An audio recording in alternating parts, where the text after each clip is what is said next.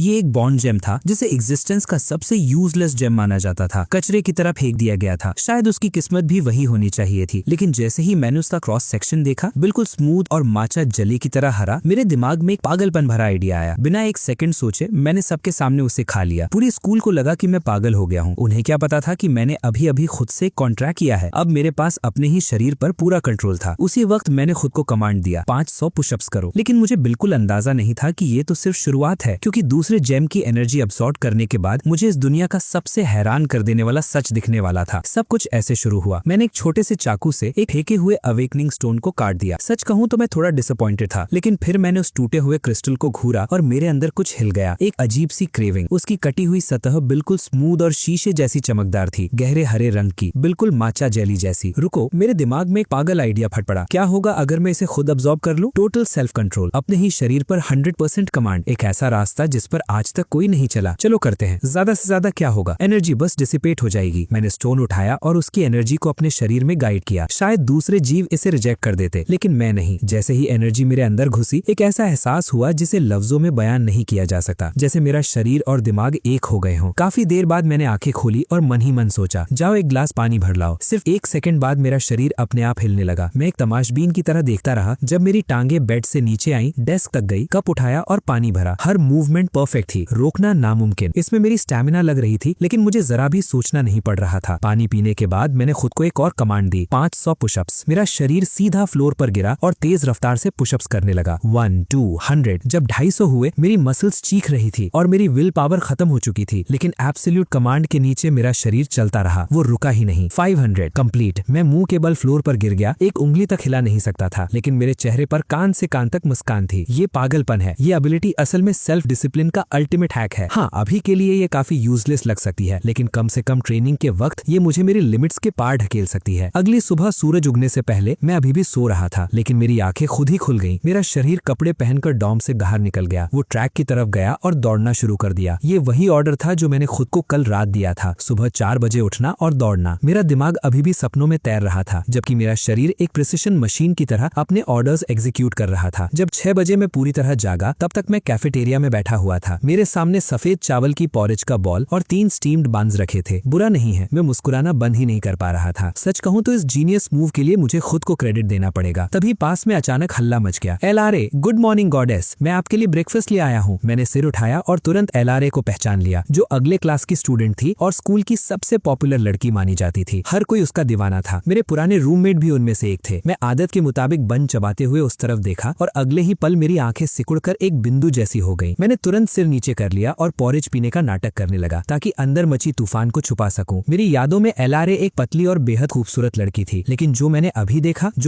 देखा वो एक विशाल फॉक्स टाइप अबेरेंट था, 2 मीटर से भी ज्यादा लंबा, 2 पैरों पर चलने वाला। उसका चेहरा एक मिमिक डिस्गाइज से ढका हुआ था और वो एक लड़की का रूप धारण करके भीड़ के बीच इस तरह चल रहा था जैसे पूरी जगह उसकी हो, और उसके आसपास हर एक इंसान, एक एक करके सब उसे पूरी प्रशंसा और मोह से देख रहे थे, जैसे सब कुछ बिल्कुल नॉर्मल हो। ये हो क्या रहा है? Zen, good morning. वो अबेरेंट मेरे बिल्कुल पास से गुजरा। उसकी आवाज खुरदरी और अजीब थी, फिर भी किसी तरह बाकी सबको वो मधुर लग रही थी। अंदर ही अंदर मैंने खुद पर चिल्लाया, शांत रहो, बस शांत रहो। मैं बिना अपने एक्सप्रेशन बदले सर हिला देता हूँ। मॉर्निंग लारा, शुक्र है वो रुकती नहीं, सीधा आगे बढ़ जाती है। मैं अपनी जिंदगी का सबसे तेज ब्रेकफास्ट खत्म करता हूँ और बिल्कुल नॉर्मल दिखते हुए कैफेटेरिया से निकल जाता हूँ। मैं कोई बच्चा नहीं हूँ, मुझे पता है पब्लिक में पैनिक नहीं करना चाहिए। मैं शांत कदमों से मेन बिल्डिंग की तरफ बढ़ता हूँ। मेरा टारगेट है स्टाफ रूम, लेकिन जैसे ही मैं दरवाजे तक पहुंचता हूँ और ग्लास के पार दिखता हूँ, अंदर का टीचर अपने असली रूप में नजर आता है। वो भी एक एबरेंट है जो डिस्गाइज पहने हुआ है। मैं बिना एक पल रुके सीधा आगे निकल जाता हूँ। टीचर्स पर भी भरोसा नहीं किया जा सकता, ये बहुत बुरा है। एक स्कूल में ही 2 एबरेंट्स, तो फिर पूरे शहर का क्या हाल होगा? आखिर असल में कंट्रोल किसके हाथ में है? मैं एक सुनसान कोने में घुस जाता हूँ और मेरा दिमाग तेजी से सोचने लगता है। मेरी एबिलिटी के बारे में अभी भी बहुत कुछ है जो मैं नहीं समझता। मुझे पूरा यकीन है कि उस क्रिस्टल को अब्सॉर्ब करने से पहले मैं भी सबकी तरह अंधा था, इसलिए यह बदलाव बॉन्ड जेम की वजह से आया है। मैं फिर से हाथ बढ़ाता हूँ, एक नया जेम समन करता हूँ और बिना झिझक उसे अब्सॉर्ब कर लेता हूँ। अगर एक जेम ने मुझे सच देखने की ताकत दी है, तो दूसरा क्या करेगा? बूम! इस बार सब कुछ अलग है। कल मेरा दिमाग और शरीर एक हुए थे, लेकिन अब ऐसा लग रहा है जैसे पूरी दुनिया मेरे सामने खुल गई हो। मेरी 5 सेंसेस अचानक फटकर बाहर फैल जाती हैं। मेरे आसपास की हर चीज पहले से ज्यादा जिंदा, ज्यादा चमकदार और ज्यादा साफ लगने लगती है। मैं आंखें खोलता हूँ और क्लासरूम में नजर घुमाता हूँ। जब मेरी नजर एक खाली डेस्क पर टिकती है, मुझे एनर्जी का एक बहुत हल्का निशान महसूस होता है, रेसिड्यूअल एनर्जी। फिर मेरी आंखों के सामने एक दृश्य चमकता है। टीचर सामने लेक्चर दे रहा है। इसी क्लासरूम में एक विशाल फॉक्स चुपचाप एक स्टूडेंट के पास पहुंचता है। उसी वक्त मेरी नजर के सामने ठंडी सी 2 लाइंस उभर आती हैं। Scan successful, energy stained desk. एक टॉप स्टूडेंट को कभी एक एबरेंट ले गया था और किसी ने नोटिस तक नहीं किया। इस डेस्क ने सब कुछ रिकॉर्ड कर लिया है। मेरा पेट अंदर से सूख जाता है। मैं तुरंत अपनी नजर खुद पर डालता हूँ, घूर कर देखता हूँ। 1 मिनट बाद मेरे सामने टेक्स्ट की लाइंस खुल जाती हैं। Scan successful, contracted beast Zen, contractor Zen, race human, potential 3 stars, life span 89, gift bond gem. Stamina और मेंटल एनर्जी कंज्यूम करके बॉन्ड जेम बना सकता है। टारगेट के साथ गहरा लिंक बनाता है। टारगेट को तुम्हारी पोटेंशियल और लक का बूस्ट मिलता है। बार बार अब्सॉर्ब करने से तुम्हारी अपनी पोटेंशियल थोड़ी बढ़ती है और 1% चांस होता है नई गिफ्ट अवेकन करने का। एब्सोल्यूट कमांड, तुम अपने कॉन्ट्रैक्टेड बीस्ट यानी खुद पर पूरा कंट्रोल रखते हो। एब्सोल्यूट ओबीडियंस, तुम अपने कॉन्ट्रैक्टर के हर कमांड को बिना सवाल माने फॉलो करते हो। अनस्टेबल स्कैन, बहुत कम चांस के साथ किसी टारगेट की इंफॉर्मेशन स्कैन कर सकता है। दोनों तरफ की स्ट्रेंथ जितनी करीब होगी सक्सेस रेट उतना ज्यादा होगा। ये वाकई काम कर गया। मैं उस पागल स्टैट पैनल को देखता रहता हूँ जहाँ मैं खुद ही कॉन्ट्रैक्टेड बीस्ट भी हूँ और कॉन्ट्रैक्टर भी। मुझे समझ नहीं आता हंसूं या रो दूं। क्या मैं खुद ही अपनी तलवार और अपनी ढाल हूँ? लेकिन अगले ही पल खुशी की एक लहर मुझे अंदर तक भर देती है। ये कोई यूजलेस जेम नहीं है, ये बॉन्ड जेम है। नई गिफ्ट्स अवेकन कर सकता है, मतलब पॉसिबिलिटीज की कोई लिमिट नहीं। बाकी सब लोगों को सिर्फ एक एबिलिटी मिलती है, लेकिन मैं एनर्जी अब्सॉर्ब करता रहूं तो दूसरी, तीसरी और शायद उससे भी ज्यादा एबिलिटीज अनलॉक कर सकता हूँ। अब आखिरकार मेरे पास इस टेढ़ी मेढ़ी दुनिया में खेलने के लिए एक असली ट्रम्प कार्ड है। मुझे सच जानना होगा, क्या पर्ल सिटी वाकई इंसानों का शहर है या फिर डिस्गाइज पहने एबरेंट्स का हंटिंग ग्राउंड? मैं अपनी डेस्क को कभी दूसरी एनर्जी स्टेन्ड डेस्क नहीं बनने दूंगा। दोपहर में मैं जल्दी से कुछ खाता हूँ और कैंपस छोड़ देता हूँ। सारा से मिलने का बहाना बना लेता हूँ, लेकिन मेरा असली टारगेट है पेट्रोल कॉप्स हेडक्वार्टर्स। मुझे देखना है कि इस शहर में कितने मॉन्स्टर्स छुपे हुए हैं। जैसे ही मैं मेन स्ट्रीट पर कदम रखता हूँ मेरी पूरी दुनिया टूटकर बिखर जाती है। एक कोल्ड वेपन शॉप के अंदर एक ह्यूमनॉइड एबरेंट पैर पर पैर चढ़ाकर बैठा है। वो एक अजीब सा सुनहरा चमकता हुआ सूखा मांस चबा रहा है और साथ में न्यूज़पेपर पढ़ रहा है। बाकी सब लोगों को वो बस एक आम मिडिल एज्ड आदमी लग रहा है जो स्नैक खा रहा है।